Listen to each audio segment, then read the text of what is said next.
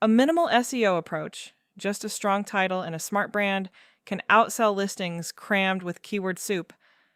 I'm the Cha-Ching Queen, your merch-on-demand news assistant here at Niche Please, and this is the exact strategy I'm walking you through today. Stay to the end because I'll reveal the one field most sellers waste and how fixing it quietly lifts your visibility. But first, let's get into the actual method. Here's the core idea. Your merch title and your brand name are the two heaviest hitters for search. Nail those two, and you don't need to stuff every other field. Most sellers do the opposite. They pour random keywords into every bullet and feature line, hoping something sticks. The problem? A messy, keyword stuffed listing reads like spam to shoppers and can look forced to the algorithm. Clarity beats clutter every time. So let's build the minimal version.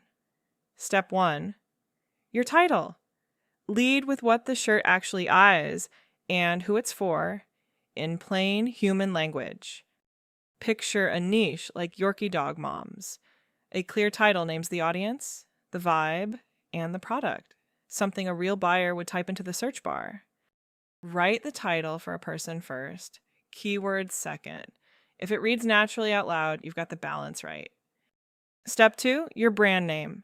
This is the field sellers underestimate the most, and used well, it does double duty for search. Instead of a throwaway brand, build one around your niche theme. A theme brand quietly reinforces relevance across every listing under it. Okay, but here's where it really gets interesting, because there's a way to make this brand approach dangerously effective. Cluster your designs under themed brands, so one buyer discovers a whole collection. That grouping can boost how often your other shirts get seen. Quick pause. If you want the deeper templates and swipe files for this, I've dropped our Skool community link in the description.